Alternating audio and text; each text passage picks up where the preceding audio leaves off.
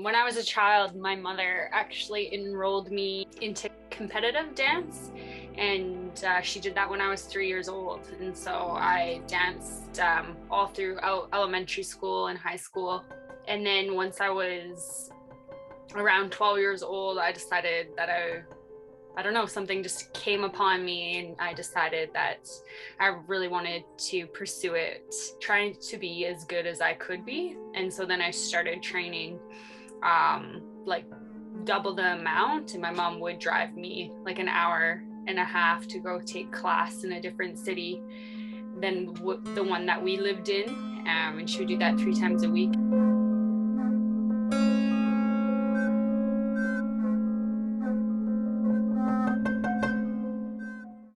I grew up in a very small town in Alberta, and we all had a relationship with our principal at our high school, and we all had meetings in the middle of our grade 12 year, and he would ask us like, what do you want to do when you grow up?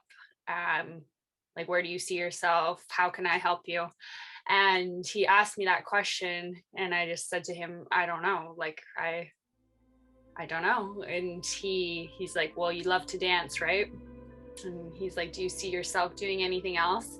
And I said, I don't think so. And he slid a paper across the table, and he said, good, because I signed you up for this audition.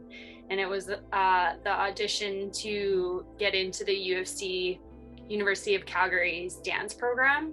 I didn't even know you could go to school for dance at university, or that you could get a degree in it. And so I was very thankful for him signing me up for that, and I got in, and I went to the University of Calgary for dance, and that was kind of my journey from like just starting dance into how I began in the profession. So I was very lucky to have two people in my life that saw dance as a way for me. When I was a child, I struggled with like debilitating anxiety, and dance was the only way in which I felt control, but all the worries just disappear. And so dance kind of became my like saving grace.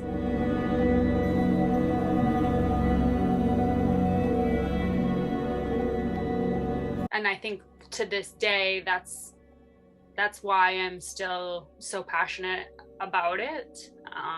It's much more to me than a job or a passion. In a way, it's something that I need to feel my pulse, that I need to feel alive or calm, or go through the emotions and transformations that I need to go through.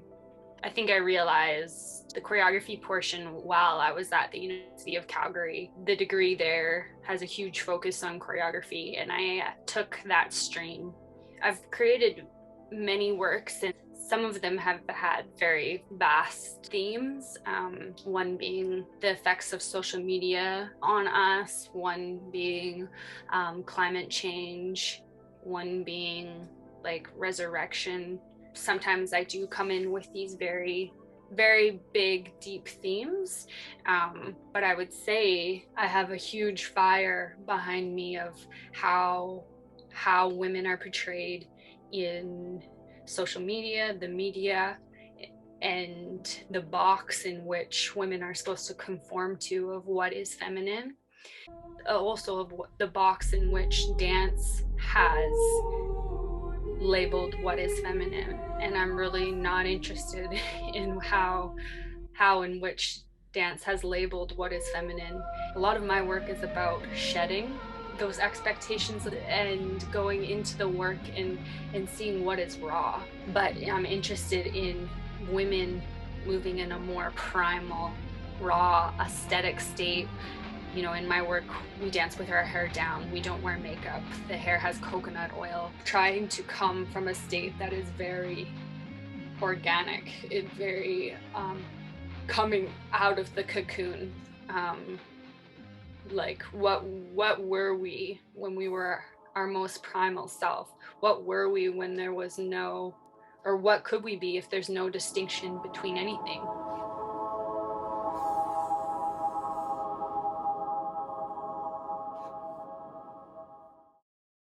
And a lot of my other research in combination with that comes from nature. So even with my themes, say about resurrection, I combined that theme with water, and I've made a work about magma. So I like to combine like my idea of how raw, wild, primal I can be in my body with also something that is happening or that I see in nature, because nature has movement in of itself, and so I can take movement frequencies and dynamics and qualities that I see in nature and bring them into the body.